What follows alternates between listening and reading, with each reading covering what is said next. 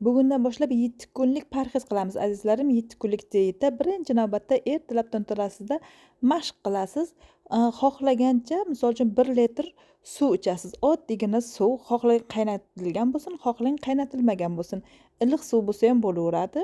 Uni 1 litr ichasizda, undan keyin mashq qilasiz. Xohlagan mashqingizda zavtrak nonushta vaqtiga 2 dona qaynatilgan tuxum bilan bodring iste'mol qilasiz. Tushlik vaqtiga xohlangan dudlangan narsami, bug'da pishgan narsami, qaynatilgan narsami, sabzavotlar iste'mol qilasiz. Tovuq go'shti bo'lsa, tovuq go'shtini iste'mol qilganingiz yaxshiroq. Kechki ovqatga yog'siz qattiq 1 bakal iching.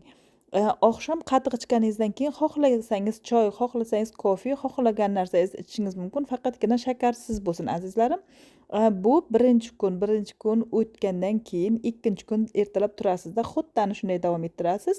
Birinchi qiladigan ishingiz azizlarim sport bilan shug'ullanish bo'lsin. Suv ichgandan keyin sport bilan shug'ullaning, albatta shug'ullaning. Hech bo'lmaganda 5 daqiqa, hech bo'lmaganda 10 daqiqa vaqt ajrating. Har kuni ertalab 10 daqiqa, 10 daqiqa, misol uchun 1 oy sport bilan shug'ullansangiz, 1 oydan keyin bu sizga odat tusiga kirib qoladi. Shuning uchun erinmasdan har kun ertalab turganingizdan 5 daqiqa, xohlasangiz 10 daqiqa, agar mabodo vaqtingiz bo'lsa, yarim soat bemalol sport bilan shug'ullansangiz bo'laveradi. Ikkinchi kunga bo'tqa olmaysiz. Tushlik vaqti qaynatilgan baliq, karamdan salat yeysiz. Baliq bilan salat yegansiz. Kechki ovqatga meva yoki mevadan sok tayyorlab ichsangiz ham bo'laveradi. Faqatgina shakarsiz bo'lsin. Mevani o'zi shakarli, shuning uchun mevani ham oqshomga kamroq yeganingiz ma'qulroq. Kechga yesangiz yaxshiroq. Oqshomga choy, kofe ichib qo'yganingiz ma'qulroq. Nima bo'lsin, shakarsiz bo'lsin ular ham. Iloji bo'lsa shakarni ko'proq, shakar va nonni ko'proq kamaytirganingiz ma'qulroq. Undan keyin rangli ichimliklarda umuman rangli ichimliklardan kechib turing azizlarim. 1 oy dieta qilsangiz, 1 oyda 3 marta, 10 kunda 1 marta ichishingiz mumkin. Boshqa safar ichmang. 1 marta ichganingizda ham 1 bakaldan ichsangiz bo'laveradi. Boshqa safar ichmay turganingiz ma'qulroq. Undan keyin sizga u odat tusiga aylanadi o'z-o'zidan. Ichgingiz ham kelmay qoladi. 3-kun 2 dona tuxum. Ertalab zavtrakka tuxum bilan birga xohlasangiz pomidor iste'mol qilishingiz mumkin. Pomidorni ko'proq iste'mol qiling azizlarim, chunki pomidorda odamning kayfiyatini ko'taradigan nima bor, modda bor. U odam dieta qilganda ochlikdan ko'p kayfiyati tushadi. Shuning uchun nimani men sizga pomidorni ko'proq iste'mol qilishni maslahat beraman. Pomidorda odamni kayfiyatini ko'taradigan modda bor. Sabzavotlardan sho'rva tayyorlaysiz obedga. Kechki ovqatga sho'rvani suvini ichsangiz bo'ladi. Qatiq yoki kefir iste'mol qiling. Undan keyin choy har doimgidek, kofe iste'mol qilsangiz bo'laveradi. Qorningiz xohlaysizmi, yo'qmi, oqshom hammamizda qornimiz och qoladi. Shuning uchun uni o'rnini, misol uchun taom o'rnini choy va kofelar bilan to'ldirsak bo'laveradi.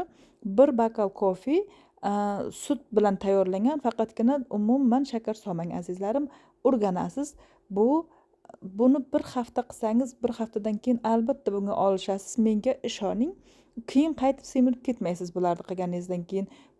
Bu nimani dietani o'sha tarafi yaxshi. 4-kun nonushtaga tvorog bilan meva yeysiz. Tvorogmi, qaymoqmi, nima iste'mol qilsangiz bo'laveradi. Faqat 1 kosa qora non bilan yoki uyingizda qora non bo'lmasa, oq nonni nimada tavoda yaxshilab qizdirsangiz yaxshi qotadi, ham mazali bo'ladi, ham issiq bo'ladi. Shunaqa qilib iste'mol qilsangiz bo'ladi. Tushlikka tovuq, brokoli, agar tovuq bilan brokoli uyingizda bo'lmasa, boshqa biror narsani qaynatib iste'mol qilsangiz bo'laveradi. Kechki sabzavotlardan salat iste'mol qiling. 5-kun nonushtaga qaynatilgan tuxum, pomidor. Azizlarim, pomidorni aytganimdek ko'proq iste'mol qilganingiz ma'qulroq. Tushlikka baliq va sabzavotlar iste'mol qilsangiz bo'ladi. Sabzavotlar yoki pomidordan salat tayyorlab, pomidorlardan manirovka qilganmisiz, nima topsangiz, pomidorni ko'proq iste'mol qilganingiz ma'qulroq. Kechki ovqatga meva yoki sabzavotlar, salatlar iste'mol qilsangiz bo'ladi. O'zi 5-kun siz bemalol olishdingiz. Choy, oqshomga kofe iste'mol qilsangiz bo'laveradi. 5-kun umuman, misol uchun dietada ekanligingiz ham bilinmaydi. O'zi taom yegingiz ham kelmaydi, ishtahalaringiz bo'g'iladi. Bemalol dietani mana shu turishda davom ettirsangiz bo'laveradi. Shuning uchun 5-kun men sizga ishonib aytamanki, umuman qiynalmaysiz. Bu o'zimni boshimdan o'tgan. Nima, men har doim ana shunaqa ozmoqchi bo'lsam, shunaqa qilib dieta qilganman. Bu albatta ta'sir qiladi. Haftasiga ko'p ozmaysiz, 2 kilodan 4 kilogacha ozishingiz mumkin, lekin qaytib semirib ketmaysiz. Buni yaxshi tomoni mana shu.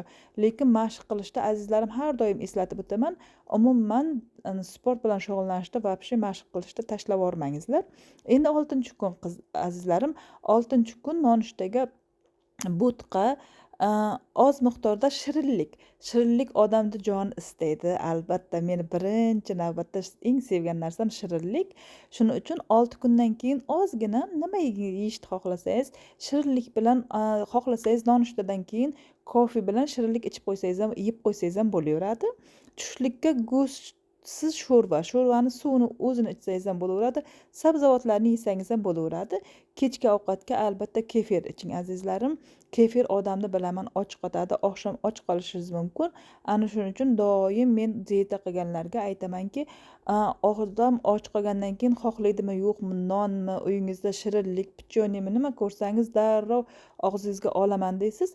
U yaxshi tarafi bu dietani nima, choy bilan kofe ichishingiz mumkin. Boshqa dietologlar uni tavsiya qilmaydi sizga. Kefirdan keyin hech narsa yemang, 5dan keyin hech narsa yemang deydi. Yo'q, choy, kofe ichsangiz bo'laveradi. Lekin 2 soatdan keyin uxlang. Chunki 2 soatdan keyin oshqozoningizda ular qolmaydi. Ishtahangiz ham choy bilan kofe ishtahani bug'adi. Bu dietani qilib siz umuman qiynalmaysiz inshaalloh. 6-kun o'tgandan keyin 7-kunga azizlarim o'zi biz ancha muncha olishamiz. Nima desam, dieta qilib, nima taom ko'rganda ham taomlarga unaqa ko'p oldingiday ishtaha bilan yemaymiz. Chunki bilamizki, o'zi biz dietadamiz. 7-kun nonushtaga 2 dona tuxum. Tuxumingiz albatta har doimgidek qaynatilgan bo'lishi shart va zarur. Salatlar iste'mol qilsangiz bo'laveradi. Tushlikka tovuq go'shti, salatlar, ko'katlar bemalol iste'mol qilsangiz bo'laveradi. Azizlarim, ko'katlarni ko'proq iste'mol qilsangiz qancha shuncha yaxshi. Undan keyin sut iching. Sut ichsangiz ham ko'proq nima desam, sut odamni qornini to'q tutadi. Keyin nima tetiklashtiradi. Ko'katlar sizni tetiklashtiradi. Ana shuning uchun hech qachon ko'katlarni, sutni, qatiqni umuman kanda qilmang. Dieta ekansiz, bemalol ularni iste'mol qilsangiz bo'ladi. Kechki ovqatga qatiq, choy, kofe nima xohlasangiz bemalol iste'mol qilsangiz bo'laveradi.